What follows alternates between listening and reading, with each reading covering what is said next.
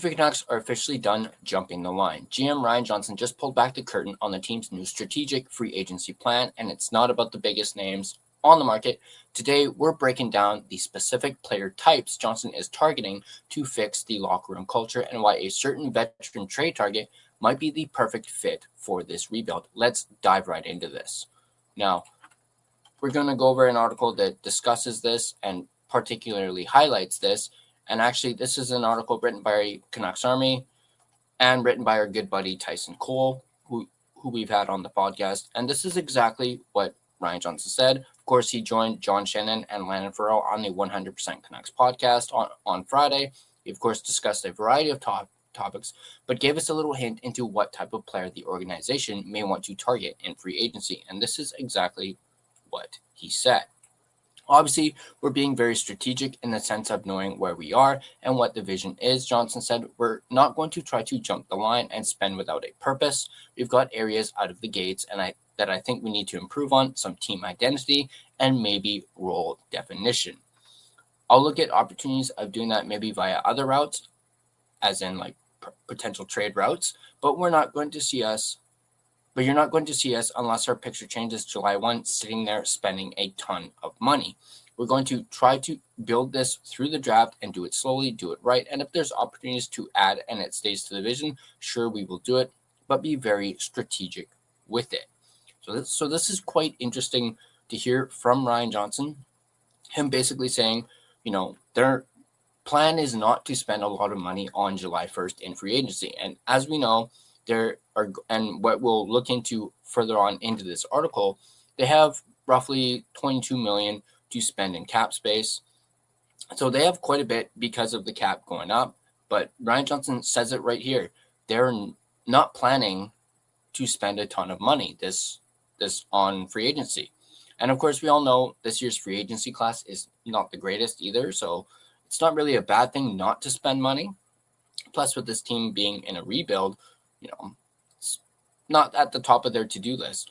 But Johnson's specific mention of team identity and role definition as areas the team needs to improve on was very eye-opening.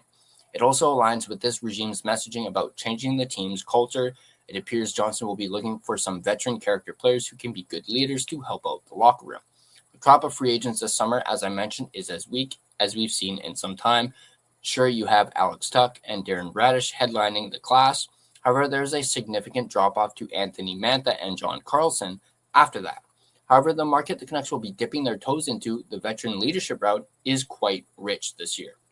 Now, who knows if any of these players will want to go to a rebuilding team so late in their careers, but the list of veteran leadership type players is Claude Giroux, Anders Lee, Jamie Benn, Jacob Trouba, Ian Cole, Nick Foligno, Lars Eller, Jamie Oleksiak, Troy Stecher, and Kevin Hames, just to name a few.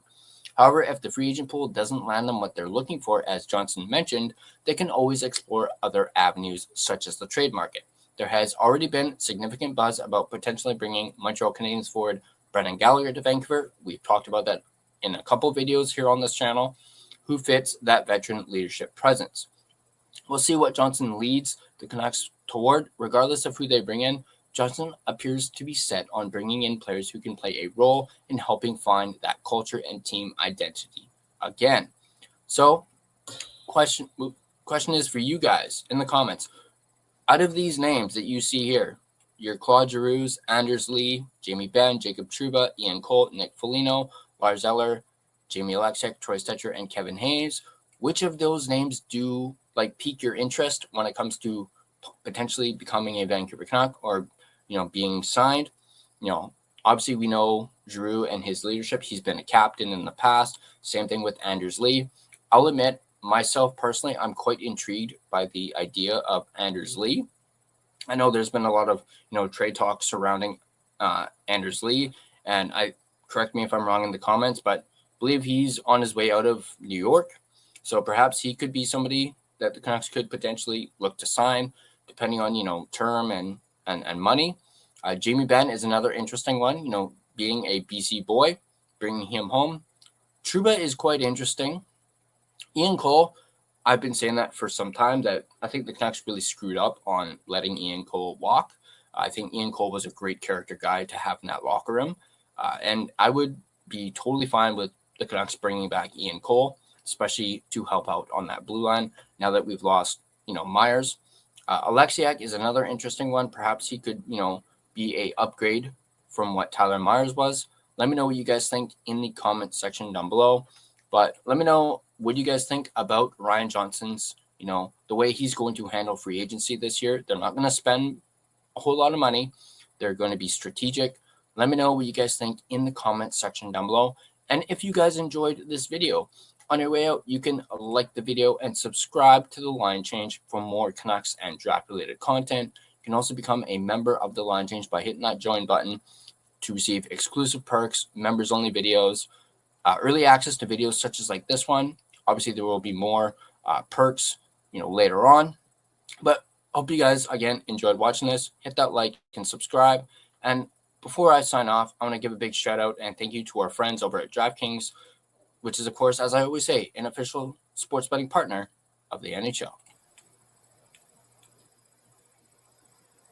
It all comes down to this: a best-of-7 battle, and DraftKings has you covered every step of the way. The DraftKings Sports app is now available in all 50 states and includes all markets. Sweat every shift of the series all in one place with one app.